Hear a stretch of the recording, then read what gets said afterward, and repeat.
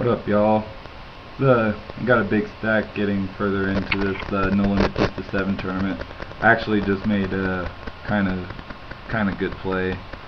I'll show it to you. Let's see. Yeah, so this guy limps under the gun. I have tripped deuces, which is obviously garbage. You didn't see that, but I raised from out of position with the trip deuces, and I'm gonna pad it and run it as a bluff, because having the 3 deuces again makes it hard for him to make a good low. He draws 1, and I bet like what should look like to him a value bet, and if he has something, it cost me less than a bigger bluff. So he folded and I won.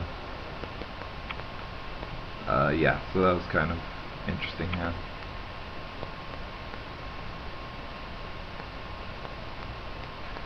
Yeah, so No Limit 2-7, just like in No Limit or any tournament now, you would want to start making your raise sizes a little smaller. This guy's been opening a lot of pots. I'm just going to call him in position. He did something weird too. He raised on the button. I just called out of position with a made 10, a 10-9-8, which is not a great made hand. I didn't want to 3-bet it, so I just called. And then I padded, and he padded behind me with a Jack-8, which is kind of bad because out of position I'm not ever padding a worse hand. Okay, I very likely have the best hand here, but I think I'm only getting called by better hands with the 10-9, so I'm just going to check it down.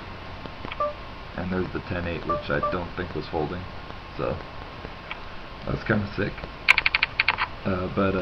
I lost the minimum there, so that's good. Garbage. Yeah, so there comes lots of bluffing opportunities in this game if you know what you're doing. You have to use them sparingly, obviously, or people will catch on. But yeah, given knowing your own cards, knowing how they affect the other person's ability to make a big hand, and I mean the biggest thing is just being usually heads up. That gives you lots of opportunities to make some creative plays by perhaps just standing pat with a bad hand and bluffing, or things like that. Okay, this is a good hand. I have a made Jack and a good draw to a 9. Also a really strong 9. This guy, he just straight up shoved last time.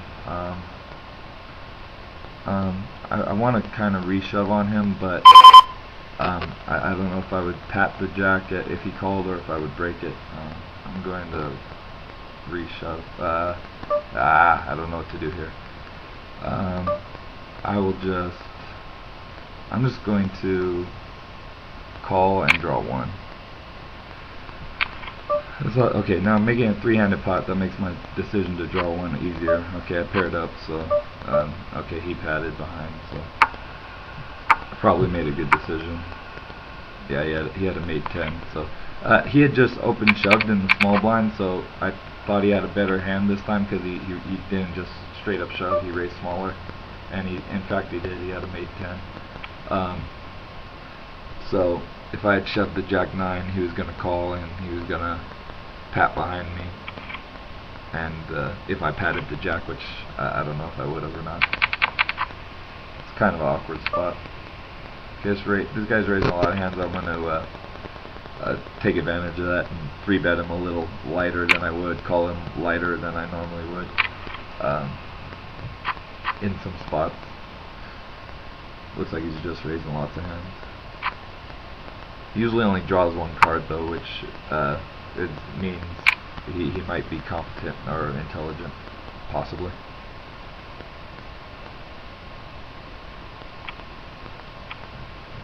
Looks like he got caught bluffing, or no, did he call or bet? Garbage. I didn't see. Let me see. Oh yeah, he called. What did he have?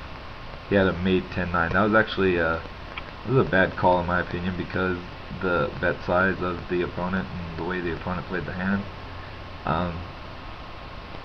he had a 10-9 there. Yeah, it's a really loose call. This guy bet way too big for 10-9 to be good there, especially when he's betting into two players who both drew only one. It's very unlikely to be a bluff, and if it's not a bluff, then 10-9 is no good. So yeah, this guy's kind of suspect in his play. Okay, I got another made jack out of position and a very strong 10 draw. Okay, there we go. I think I'll just raise this and hope to take it down pre-flop.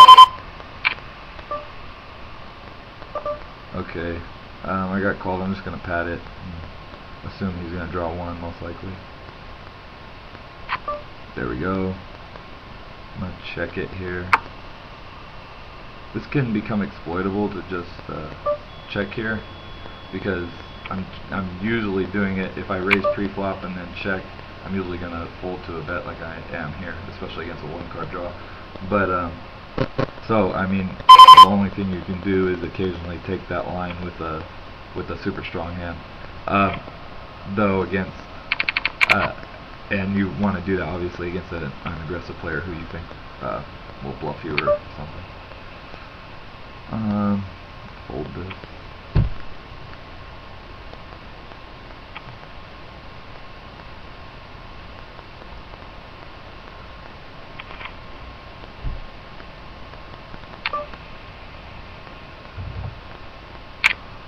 There we go. That's a huge hand, and the guy is raising again. Okay, said I was going to take advantage of this but not by bluffing. I'm going to raise him small.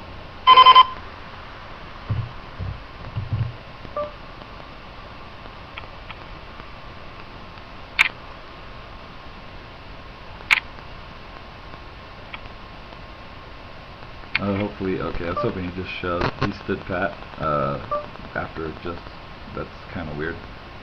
But he's been playing really bad, so obviously I have to assume my hand's good and play it for value. And just shove on him.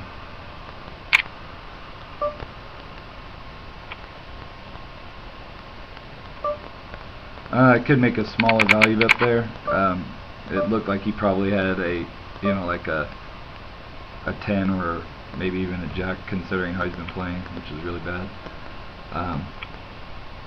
So, and when he checks to me, he definitely doesn't have a strong hand like a 9-7 or something like that, 9-6, because he would just go ahead and shove it himself, I think.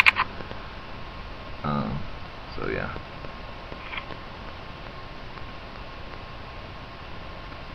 That was kind of interesting. Okay, got a queen here. Okay, this guy's 3 stars, which means he plays a decent amount, which means he might be okay. But having just re-raised last hand and then shoving, I'm not gonna re-raise him here, but I'm gonna defend. Out of position, draw to the queen, obviously. Okay, he drew one also. I could value bet here. I think I will, but I'll probably fold to a raise. Okay.